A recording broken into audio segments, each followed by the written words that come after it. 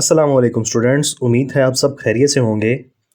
मेरा नाम है अली और आप देख रहे हैं टेकी फॉर यू।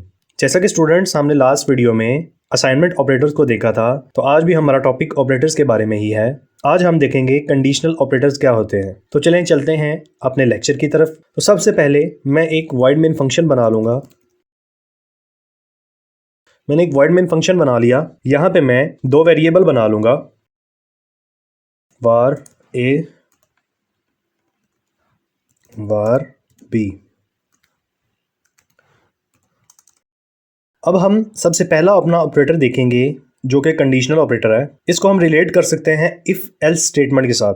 इफ़ एल्स क्या होता है वो भी हम आने वाली वीडियोस में देखेंगे कि इफ़ एल्स क्या होता है। अभी हम कंडीशनल ऑपरेटर्स को देख लेते हैं। तो यहाँ पे मैं एक अपना वेरिएबल बना लेता हूँ c बराबर है। अब मैं इन दोनों का कंपैरिजन करूँगा। मैं यहाँ पे ले लेता हूँ ब्रैकेट और इसके अंदर मैं एक कंडीशन लगा लेता हूँ कि a बड़ा है b से। अब मैं यहाँ क्या कर रहा हूँ, मैं पहला अपना ऑपरेटर्स यूज़ कर रहा हूँ जो कि आपके सामने मैंने लिखा हुआ है, आपको याद रहे। यहाँ पे मैं एक कंपैरिजन कर रहा हूँ कि a बड़ा है b से। अगर a बड़ा है b से तो क्या होगा।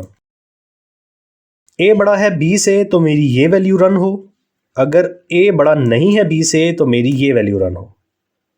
उम्मीद है कि आपको समझ आ रही होगी। तो मैं एक दफ़ा फिर से दोबारा से आपको समझा देता हूँ। मैं थोड़ा स्पेस दे देता हूँ ताकि आपको इजीली समझ आ जाए। मैं इसको भी बड़ा कर देता हूँ। मैंने यहाँ एक कंडीशन बनाई वेरिएबल c के अंदर। अगर a बड़ा है b से, एक मैंने यहाँ पे क्वेश्चन मार्क लगाया। यहाँ पे जो मैंने स्ट्रिंग लिया है, यहाँ पे वो स्टेटमेंट चलेगी कि अगर a बड़ा होगा b से। अगर a बड़ा नहीं होगा b से तो हमारी ये वाली स्टेटमेंट रन होगी। तो हम इसका प्रैक्टिकल करके चेक कर लेते हैं। मैं यहाँ पे एक स्ट्रिंग डाल देता हूँ, यहाँ पे भी एक स्ट्रिंग डाल देता हूँ। यहाँ पे इसको चेंज कर देते हैं फॉल्स। अब ये क्या कर रहा है, मैं आपको समझाने के लिए इसको दूसरी लाइन में ले आता हूँ ताकि आपको आसानी से समझ आ जाए। अब उम्मीद है कि आपको आसानी से समझ आ रही होगी। मैंने यहाँ पे एक स्टेटमेंट बनाई जिसमें मैंने लॉजिक लगाया कि अगर a की वैल्यू बड़ी है b की वैल्यू से तो क्या हो, हमारी ये वाली स्टेटमेंट रन हो। कि अगर ट्रू है तो ये वाली स्टेटमेंट रन हो। यहाँ पे हमने जो लॉजिक आगे लगाए हुए होंगे तो वो रन होंगे। और अगर ये मैंने एक साइन लगाया और यहाँ पे मैंने एक स्ट्रिंग ले लिया, अगर फॉल्स आएगा तो ये वाली स्टेटमेंट रन होगी। ठीक है। अब हम क्या करते हैं, हम प्रिंट करवा लेते हैं c की वैल्यू को। मैं इसको रन करता हूँ और मेरे पास ट्रू आ चुका है। तो यहाँ पर हमारे पास ट्रू क्यों आया, हमने एक कंडीशन लगाई कि अगर a की वैल्यू बड़ी है b की वैल्यू से तो ये वाली स्टेटमेंट रन हो, अगर छोटी है तो ये वाली स्टेटमेंट रन हो। तो हमारे पास यहाँ पे a की वैल्यू b की वैल्यू से बड़ी है। अब मिसाल के तौर पे मैं इसको एक दफ़ा कमेंट करता हूँ। मैं यहीं पे कर लेता हूँ, एक स्टेटमेंट और लगा लेते हैं, बल्कि कंडीशन लगा लेते हैं यहाँ पे एक और। मैंने क्या कहा कि a की वैल्यू बड़ी है b से तो ये स्टेटमेंट रन हो, ट्रू वाली। अगर छोटी है तो ये स्टेटमेंट रन हो। अब देखते हैं कि हमारे पास क्या आंसर आता है। तो हमारे पास फॉल्स आया। क्यों? क्योंकि ये a की वैल्यू बड़ी नहीं है b से, तो हमारी ये ट्रू वाली तो किसी सूरत भी रन नहीं होगी। मिसाल के तौर पे अब हम यहाँ पे कर लेते हैं कि बराबर है। ठीक है, कि a की वैल्यू बड़ी है या बराबर है। अब देखते हैं कि हमारी कौन सी कंडीशन रन होती है। मैंने रन किया तो हमारे पास ट्रू वाली कंडीशन रन हो चुकी है, आप देख सकते हैं। अब ये ट्रू वाली रन क्यों हुई, कि मैंने यहाँ पे कंडीशन लगाई कि अगर a बड़ा है या बराबर है 20 के तो हमारी ये वाली कंडीशन रन हो, अदरवाइज ये वाली कंडीशन रन हो। तो क्या हुआ, हमारी यहाँ पे वैल्यू 20 है, बड़ा तो नहीं है। ये जो हम कंडीशन लगा रहे हैं ये तो इसके साथ मैच नहीं कर रही, पर ये जो इक्वल का साइन है बराबर तो है 20 के, ये देख सकते हैं आप। समझ आ रही होगी आपको। मैं मिसाल के तौर पे यहाँ पे 10 कर देता हूँ। अब देखते हैं, तो देखें हमारी फॉल्स वाली रन हुई जो कि ये सेकंड वाली है। अब यहाँ पे क्या सीन हो गया, यहाँ पे मैंने कंपैरिजन किया कि a की वैल्यू बड़ी है या बराबर है 20 के। तो ना a की वैल्यू बड़ी है 20 से और ना ही उसके बराबर है, क्योंकि 10 छोटा है और 20 के बराबर कभी भी नहीं हो सकता। तो उम्मीद है आपको ये ऑपरेटर ज़रूर समझ आया होगा। अब हम चलते हैं अपने अगले ऑपरेटर की तरफ। मैं इनको कमेंट्स कर देता हूँ।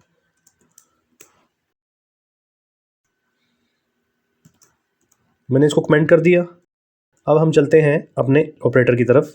हमारा अगला ऑपरेटर है, हम इसी वेरिएबल को उठा के नीचे ले आते हैं आपको समझाने के लिए, ताकि आपको आसानी से समझ आ जाए। मैंने एक वेरिएबल बना लिया है। मैं एक काम करता हूँ, मैं एक और वेरिएबल बना लेता हूँ b, और इसकी वैल्यू 10 दे देते हैं, ऊपर वाले को एम्प्टी कर देते हैं मिसाल के तौर पे। अब हम क्या करेंगे, अपना ये वाला ऑपरेटर यूज़ करेंगे। अब इसका मतलब क्या है, इस ऑपरेटर को यूज़ करने के लिए मुझे एक और वेरिएबल बनाना पड़ेगा, और जिसमें मैं इन दोनों की वैल्यू को रिसीव करके तो सी वेरिएबल को प्रिंट करवाऊँगा। अब यहाँ पे क्या हो रहा है, मैंने यहाँ लिख दिया a। अब मैं यहाँ पे अपना ऑपरेटर यूज़ करूँगा b। अब मैं नीचे प्रिंट करवा लेता हूँ। मैं प्रिंट को यहीं से कॉपी कर लेता हूँ